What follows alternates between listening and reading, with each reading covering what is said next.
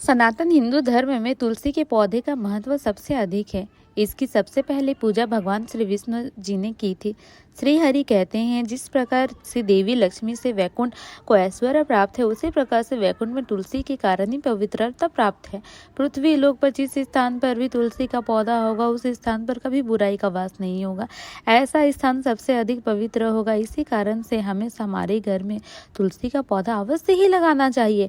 तुलसी के पास दीपक जलाने से क्या होता है, आइए जानते हैं। इस प्राचीन महान कथा के अनुसार जो भगवान श्री कृष्ण ने देवी सत्यभामा को सुनाई है। दोस्तों, एक समय की बात है, देवी सत्यभामा भगवान श्री कृष्ण के पास आकर उनसे पूछने लगती हैं, हे स्वामी, आपने मुझे तुलसी के पौधे को जल देने का महात्मा सुना दिया है, लेकिन तुलसी के पास दीपक जलाने का कोई महात्मा है जो है रोज शाम को तुलसी के पास दीपक क्यों जलाया जाता है? इससे मनुष्य को कौन सा फल प्राप्त होता है? तुलसी के पास दीपक जलाने की विधि क्या है तथा दीपक लगाते समय कौन से मंत्र का उच्चारण करना चाहिए? कृपया आप मुझे विस्तार से बताइए। भगवान श्री कृष्ण कहते हैं, देवी, आज तुमने समस्त संसार के कल्याण की भावना से बहुत ही उत्तम प्रश्न किया है। तुम्हारे इस प्रश्न का उत्तर देने से पूर्व मैं तुम्हें एक प्राचीन इतिहास सुनाने जा रहा हूँ, जिससे तुम्हारे सभी प्रश्नों के उत्तर मिल जाएंगे। शाम को तुलसी के पास दीपक जलाने से जो फल मिलता है, उसी का वर्णन मैं इस कथा में करूँगा, इसलिए तुम इस कथा को ध्यान पूर्वक सुनना। इस कथा को ध्यान से पूरा सुनने मात्र से ही मनुष्य को 100 वर्षों तक तुलसी के पास दीपक जलाने का पुण्य प्राप्त होता है। देवी सत्यभामा कहती हैं, हे प्रभु, मैं इस कथा को सुनने के लिए उत्सुक हूँ।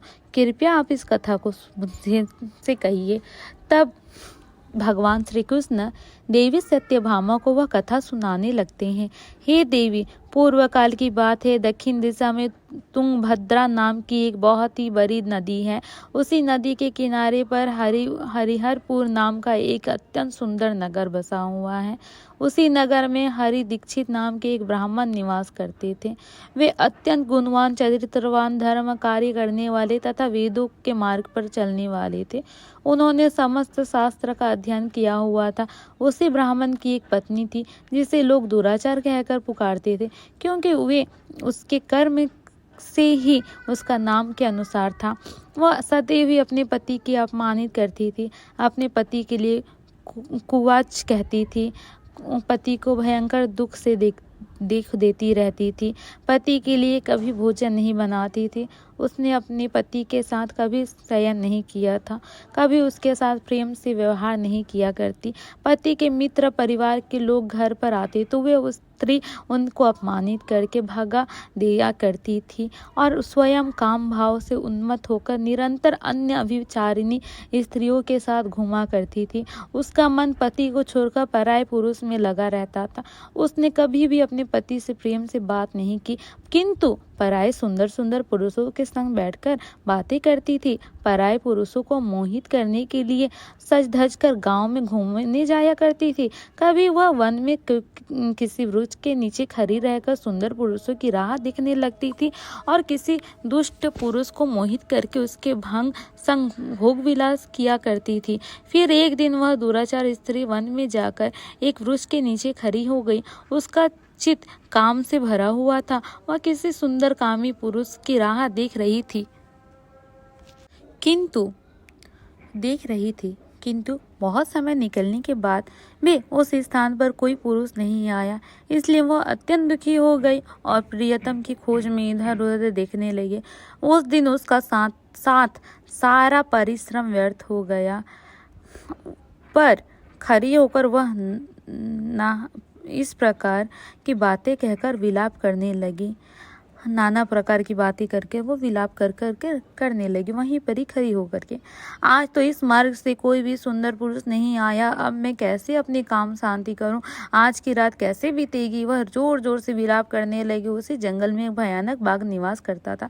उस पापिनी स्त्री की आवाज़ सुनकर वह जाग गया और उछलकर उस स्त्री का भक्षण करने के लिए उसके पास आ गया।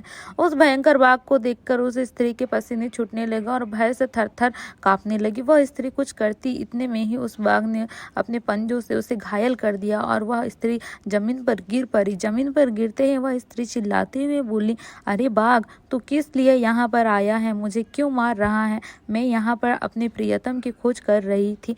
तू मुझे छोड़ दे, मेरा भक्षण करके तुझे क्या मिलेगा? उस स्त्री की यह बातें सुनकर वो भयानक बाघ क्षण भर के लिए रुक गया और हंसता हुआ बोलने लगा, हे दुष्टा, आज विधाता ने मुझे तेरा ग्रास नियुक्त किया है। तुझ जैसी पापनी स्त्री को भक्षण करना ही मेरा काम है, तभी मुझे इस शरीर से मुक्ति मिलेगी। वह स्त्री कहने लगी, हे बाघ, तुम कौन को हो? मुझे सच सच बताओ, तुम्हें किस कारण से बाघ होना पड़ा और तुम मुझे जैसी स्त्री का भक्षण क्यों करते हो? पहले मुझे सारी बात बताओ और फिर मेरा भक्षण करो। फिर वह बाघ कहने लगता है, हे पापिनी, मैं तुझे मेरे पूर्व जन्म का वृतांत सुनाता हूँ, किस कारण मुझे बाघ होना पड़ा। पूर्व काल में दक्षिण देश में मल्लापाहा नाम की एक नदी है। उस नदी के तट पर एक मुनि व पर्णा नाम की नगरी बसी हुई है। उसी नगरी में मैं निवास करता था। मैं एक ब्राह्मण का पुत्र था और नदी के किनारे बैठकर यज्ञ आदि कार्य किया करता था। मैंने उस जन्म में अनेक पापियों के लिए यज्ञ किए, उन पापियों को घर का भोजन किया। मैंने धन के लोभ से अनेक पापियों के लिए कार्य किए। जिन वस्तुओं का दान ब्राह्मण को नहीं लेना चाहिए, उन वस्तुओं का दान भी मैंने ग्रहण किया। आरण लेने के बहाने दूसरों से धन लेता था, लेकिन कभी वापस नहीं करता था। इस प्रकार से पाप करते हुए मुझे बहुत साल बीत गए और मैं बूढ़ा हो गया। मेरा बाल सफ़ेद हो गया, आँख सूज गई, मुंह के सारे दांत गिर गए, लेकिन फिर भी मेरी दान लेने की आदत नहीं छूटी और मैं पाप करता गया। फिर एक दिन मैं धन के लोभ से नदी किनारे गया और अन्य ब्राह्मणों के साथ मिलकर हमने लोगों को ठगा। झूठे मंत्र वचन बोलकर हमने बिना विधि किए ही देवी देवताओं का पूजन किए ही और बहुत सारा धन ले लिया। फिर उसी स्थान पर एक बीमार कुत्ते ने मेरे पैर में काट लिया और मुझे मूर्छित होकर गिर पड़ा। उसी क्षण मेरे प्राण चले गए और फिर यम के 2 दूत उस स्थान पर प्रकट हुए और मुझे पकड़कर यमपुरी ले गए। वहां पर यमराज ने चित्रगुप्त से मेरे कर्मों का लेखा जोखा निकालने के लिए कहा। फिर चित्रगुप्त कहने लगे, हे धर्मराज, इस ब्राह्मण ने घोर पाप किए हैं। इसने दूसरों से झूठ कहकर धन लूटा है, विधि से पूजा न करके झूठे मंत्र बोलकर भगवान का अपमान किया है, इसलिए यह पापी ब्राह्मण केवल नरक जाने की ही योग्य है। फिर यमराज ने अपने दूतों को आदेश देकर मुझे नरक की अग्नि में डाल दिया। अनेक वर्षों तक नरक की सजा भोगने के बाद मुझे बाघ का शरीर प्राप्त हुआ और मैं इस दुर्गम वन में निवास करने लगा। मैं अपने पूर्व जन्म के पापों को याद करके कभी महात्मा, साधु पुरुष, सती स्त्री का भक्षण नहीं करता हूँ। मैं केवल पापी, दुराचारी तथा कुलता स्त्री का ही भक्षण करता हूँ, ताकि मुझे पाप से मुक्ति मिल जाए। इस प्रकार से उस बाघ ने अपने पूर्व जन्म का वृतांत सुना दिया और उस स्त्री से कहने लगा, हे पापिनी, तेरे आचरण से तू उल्टा दिखाई पड़ती है। अपने पति को छोड़कर तू इस वन में अन्य पुरुष के साथ भोग विलास करने के लिए आई है, इसलिए आज तू मेरा ग्रास अवश्य बनेगी। इतना कहकर वह बाघ अपने तीक्ष्ण नखनों से उस पापी स्त्री को टुकड़े टुकड़े करके उसे खा लिया। फिर उस स्थान पर यम के दूत प्रकट हुए और उस पापनी स्त्री को उठाकर संयमनीपुर में ले गए, अग्निपुर में ले गए और वहां पर उसे यमराज के सामने खड़ा किया गया। फिर चित्रगुप्त ने उस स्त्री का लेखा जोखा निकालते हुए यमराज से कहने लगा, हे धर्मराज, यह स्त्री तो अत्यंत पापनी है। इसने घोर पाप किया है, इसने व्यभिचार किया है, इसने अपने पति की कभी सेवा नहीं की, अपने पति को भूलकर पराये पुरुषों के संग भोग विलास करती थी। उसको पापों की सजा सुनाकर यमराज ने उस स्त्री को अग्नि से भरे हुए कुंडों में डालने का आदेश दिया। अनेक वर्षों तक उस कुंड में पकाए गए। फिर उसे निकालकर रख नामक नरक में डाल दिया गया। फिर पुनः पृथ्वी लोक पर आकर चंडाल के रूप में उत्पन्न हुई।